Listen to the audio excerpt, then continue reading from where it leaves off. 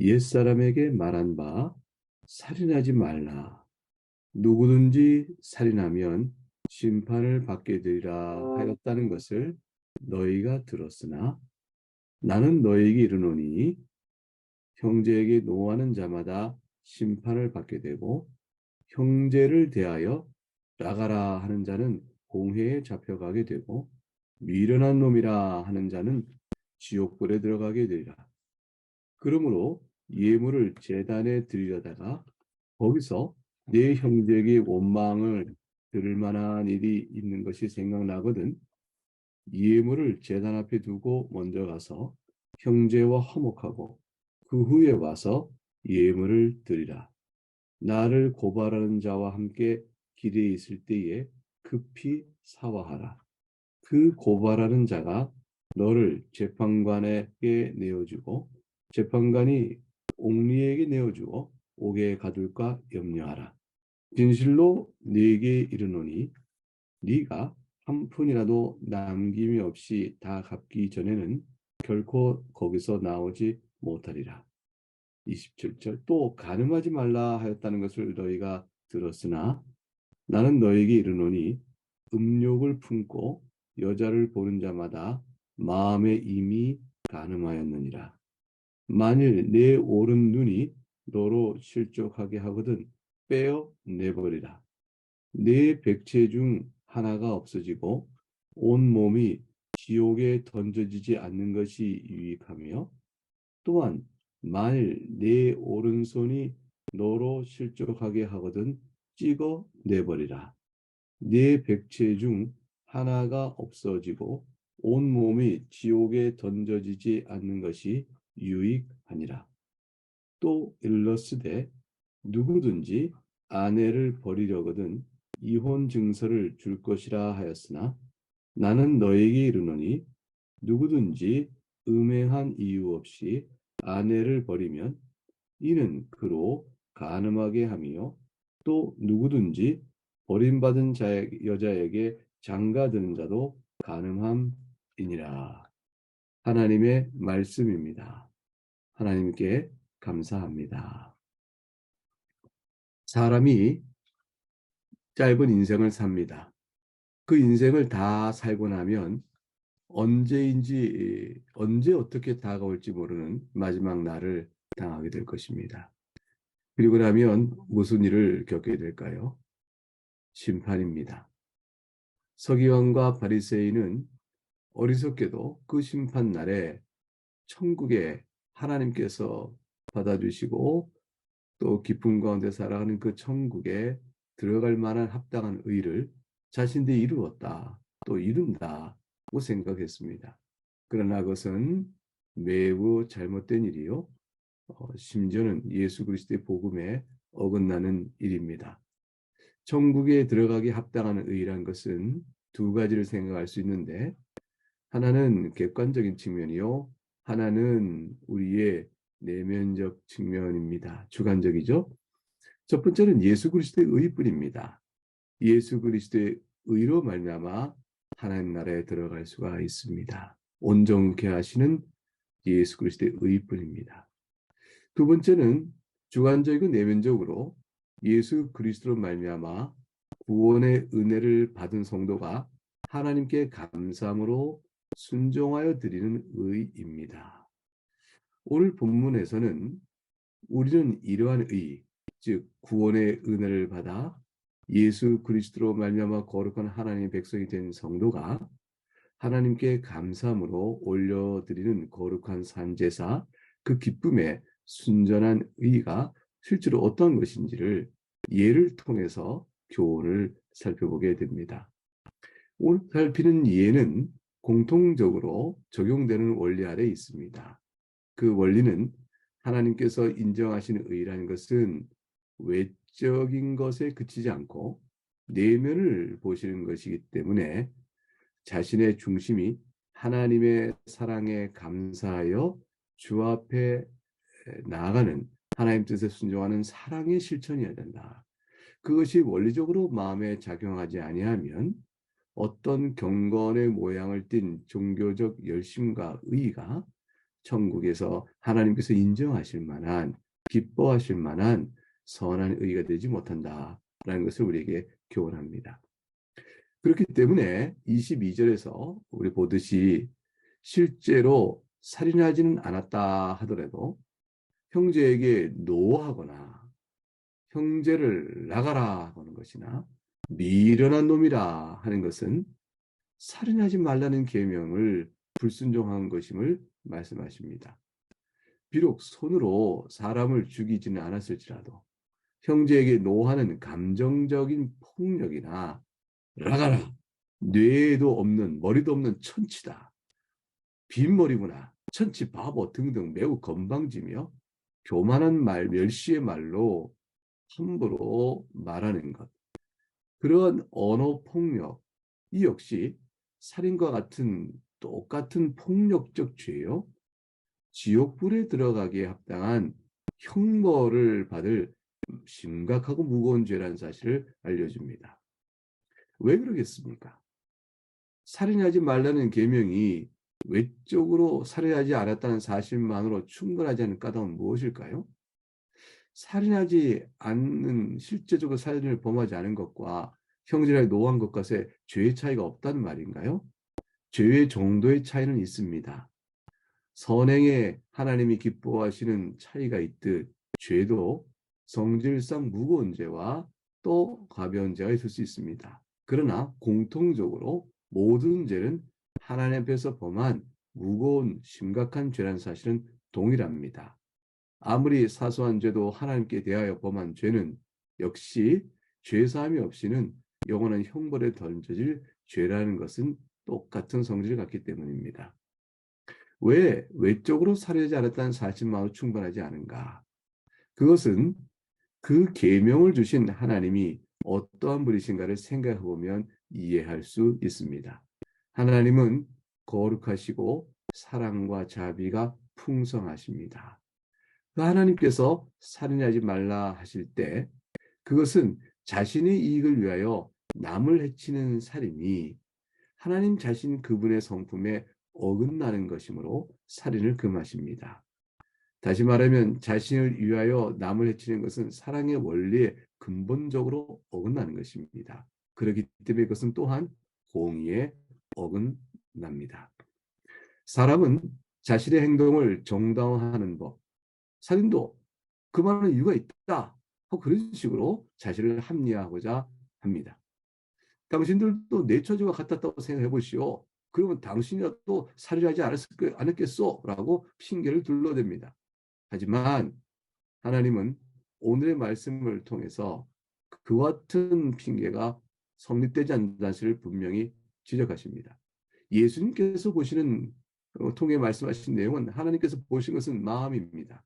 인간의 부패한 마음이 곧 살인을 행한 내적인 동기가 되고 실제적인 이유임을 가르쳐주고 계십니다. 그러므로 그 마음의 상태에 형제를 향하여 진노하고 라가라 멸시하고 언어폭력을 쓰고 그 마음에 쓰이는 모든 것들이 다 살인자와 마찬가지입니다. 핑계는 없습니다. 이러한 가르침은 그 다음에 이어지는 예배와 관련 연결되어져서 교훈이 또한 주어집니다. 하나님께 드리는 예배도 하나님의 성품에 합당하도록 드려져야 합니다. 즉 외모로 드리는 것이 아니라 중심으로 드려야만 합니다. 그렇기 때문에 23절과 24절에서 예물을 제단에 드리려다가 곧 예배하는 과정 중에 형제에게 원망 들을 만한 일이 있는 것이 생각나거든 예물을 제단 앞에 두고 먼저 가서 형제와 화목하고 그 후에 와서 예물을 드리라 이렇게 말씀하십니다. 형제를 원망하게 한 일을 내가 해야겠구나. 저 형제가 나로 인해 원망할지 모르겠구나. 원망하겠구나. 이런 마음의 생각이 들면 하나님 앞에서 겸손히 죄를 인정하고 고백을 해야 합니다. 그리고 하나님께 용서를 구하고 또한 형제에게 용서를 구하여 화목을 이루기 위한 일을 해야 하는 것입니다. 만일 그렇지 못하면 마태복음 5장 25절에 너를 고발하는 자와 함께 길에 있을 때 급히 사화하라. 그 고발하는 자가 너를 재판관에게 내어주고 재판관이 옥력이 내어줘 옥에 가둘까 염려하라 하는 말씀에서 보듯이 화를 입게 될 것입니다. 내가 형제에게 원망받을 만한 일을 했으면 그 형제가 그 원망의 마음을 하나님께 고할 것이요. 그럼 하나님께 고하면 하나님께서 너를 지켜볼 텐데 그런 일을 하고도 하나님 앞에서 예배하러 왔다고 하나님을 물어보면 하나님께서 너를 향한 예배를 받으시겠냐는 것입니다. 죄를 범한 자는 죄를 회개해야 됩니다. 하나님께 범한 죄를 하나님께 회개하고 사람에게 범한 죄를 그 사람에게 용서를 구해야 합니다. 마지막 날에 하나님께서 죄를 물으시면 영원한 지옥불에 던져질 터인데 그때 하나님께서는 무엇을 보시겠습니까? 마음 중심의 원망을 입을 만한 일을 한 자에게 사과하고 또 용서를 구하지 아니하고서 하나님 앞에서 고개를 들어 나를 용서해 주십시오라고 말할 때 그것이 참된 회개에 이르는 것인가 라는 것을 말씀합니다.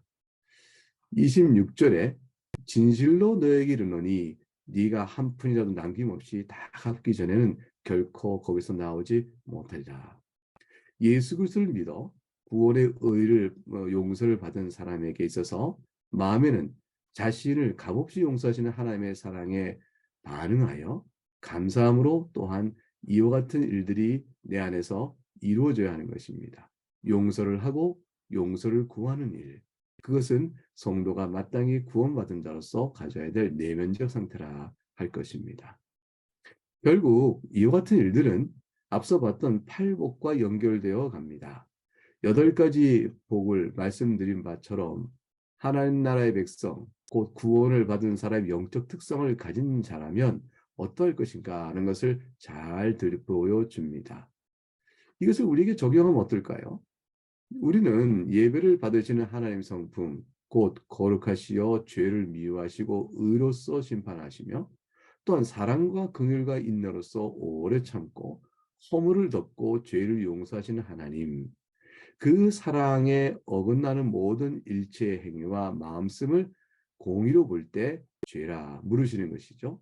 그 하나님을 바라보며 용서의 베푸심을 감사하고 주 앞에 우리 또한 하나님께 머리 숙이고 찬송하는 것이 예배일진데 이웃이나 형제들에게 용서를 구하며 또한 용서를 베푸는 것, 그것이 합당한 예배의 중요한 내면적 원리라 할 것입니다. 이런 원리에 따라서 간음에 대한 교훈도 동일하게 살펴볼 수 있습니다. 간음은 하나님 보시기에 악한 것입니다. 살인죄가 사람을 죽일 경우에만 해당되는 것이 아니요, 마음에 악한 마음, 노하는 마음도 해당되듯이 이 간음의 죄도 육체적 성관계를 행하야만 저지른 것이 아니라 음욕을 품고 원하며 의도하는 것까지 포함합니다. 음욕은 정상적인 성욕과 구별되어야 합니다. 성적인 매력에 이끌리는 것은 정상적이라 할 수 있습니다. 그런데 그 상대의 육체를 탐하는 마음으로 나아가 그것을 이루고자 하는 마음을 계속적으로 품는 것은 욕정이요. 그것은 간음을 범하는 음욕이라 할 것입니다. 어떻게 하여야 할까요? 29절에 보게 되면 내 오른 눈이 너로 실족하게 하거든 빼어내버리라. 내 백체 중 하나가 없어지고 온몸이 지옥에 던지지 않은 것이 유익하며 또한 만일 내 오른손이 너로 실족하게 하거든 찍어내버리라. 내 백체 중 하나가 없어지고 온몸이 지옥에 던지지 않는 것이 유익하니라. 근본적으로 해결해야 한다는 것입니다. 근본적인 해결한 것은 주님의 용서의 은혜를 바라보고 회개하는 것입니다. 마음이 성령의 소욕, 성령의 뜻을 따라 정결케 되는 것으로 채워가는 것입니다. 그렇지 아니하면 그날에 자신이 행한 악한 행위를 결국은 피할 길이 없고 변명할 길이 없게 될 것임을 지적하시는 말씀입니다. 결국 마음의 중심을 하나님께 두는가, 자신이 지은 죄에 대해서 바르게 인식하는가, 그거를 회개하는가 하는 것에 있습니다. 하지만 이미 지은 과거의 죄에 대해서 너무 낙심하지 않기 바랍니다. 하나님의 사랑이 그 어떤 가장 나쁜 죄악이요 어떤 죄라도 용서하지 못하는 것은 없기 때문입니다. 막달라 마리아도 용서를 받았고 남자를 5이나 바꾸어 산 여자도 사마리아 우물가 여인도 용서를 받았습니다. 가늠하다 현장에 붙들린 여인도 용서를 받습니다. 우리는 다 연약할 죄 가운데 있지만 하나님께 돌이켜 근본적으로 영혼을 주 앞에 내어놓고 변화하는 은혜를 구하며 나가는 자에게 주님은 용서의 은혜를 베푸십니다. 마지막으로 이혼에 관한 교훈을 살핍니다. 음욕을 위하여 이혼하는 것, 또 마음에 자기의 임의적인 욕정과 기타 성정에 따라서 혼인의 언약을 깨버리고 이혼을 임의로 하는 것에 대하여 강한 금지를 말씀하십니다. 31절과 32절입니다. 이혼 증서를 주고 이혼하면 합법적이다 하여 이혼을 임의로 하는 것, 그것을 하나님 주님께서는 잘못된 것이요 악한 것이다.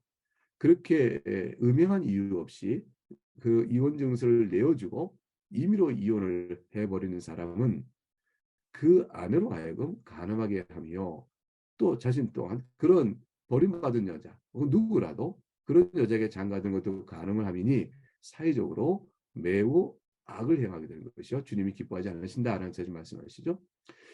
이혼은 하나님께서 허락하십니다. 그러나 음행에 한정하십니다. 따라서 이혼 증서를 써주며 편하게 이혼이 된다는 것은 혼인 원리에 근본적으로 어긋나는 것이므로 음행에 한하여 이혼을 허용하시는 것이죠. 근데 음행에 전줄 많은 것이 교회는 고의적으로 배우자를 오랜 동안 돌이킬 수 없이 버린 경우, 유기한 경우도 인정을 해왔습니다. 그 역시 혼인 원리에 어긋나는 것이기 때문입니다. 하나님께서 모세를 통하여 이혼 증서를 써주어 이혼을 허락한 것은 결코 이혼을 기뻐하신 뜻이 아니라 사람들이 완악하여 아내와 함께 살기 싫다는 여러 둘레둘레 핑계를 대면서 그렇게 헤어지고 할 경우 그 버림받은 아내의 경우에 무흠한데 그런 경우에 당하는 모든 희생과 또 상처가 너무 크므로 이를 보호하기 위하여 허락하신 일일 뿐인 것입니다. 그런데 이 제도를 악용해서 이혼 증서를 써줬으니 당신이나 나나 이제 이혼하였으니 각각 마음대로 살 뿐이다 라고 하고 아내를 내쳐버려 생활의 어려움과 고통 속에 내주고 자신은 또 이혼했으니 재혼할 수 있다라고 말하며 자신이 바라던 사람과 재혼하면 하나님께서 그걸 기뻐하시겠냐 하는 것입니다. 이혼 증서를 써주라는 율법을 형식적으로 지키면서 사람들이 자신의 의로움을 말하지만 사실은 율법의 정신을 부정하고 있는 악한 죄였던 것입니다. 어떤 것도 용서받지 못할 죄는 없습니다. 간음도 이혼도 용서받지 못할 죄는 아닙니다. 간음죄 외에 또는 고의적으로 유기한 죄가 없어 이혼한 경우도 있을 수 있습니다. 사람은 그렇게 인생이 되어가기도 합니다. 그러나 어떤 사람이랄지라도 하나님 앞에서 과실이 행한 일들을 돌이켜보고 과거의 잘못을 회개하며 현재 이루어진 안에서 주 앞에 복되게 살고자 심령을 내어놓고 말씀의 교훈을 받으며 기도하는 자에게는 용서의 은혜가 주 안에서 다 이루어집니다. 주님께서는 과거의 죄를 묻지 않고 현재 우리를 향하여 새롭게 하십니다. 이 원리를 이해하고 하나님의 계명을 살펴보며 자신을 듣다보면 하나님의 긍휼만이 우리의 모든 것이고 자신이 의를 자랑할 것이 없다는 사실을 알게 되어집니다. 결국 이것이 서기관과 바리새인에게는 구할 수 없는 있을 수 없는 의인 것이죠. 오직 예수 그리스도의 의를 덧입어 그리스도의 은혜로 하나님의 용서를 받은 사람만이 주 앞에 감사하며 나갈 수 있는 심정이라 할 것입니다. 이와 같이 이 마음을 가지고 주를 바라보며 나가는 자들에게 하나님의 영원을 꾀하는 모든 선행을 바라보시고 또한 기뻐하십니다. 우리 마음을 주 앞에 내어드리며 이 시간에 말씀의 적용을 받아 함께 기도하도록 하겠습니다. 각각 기도하겠습니다.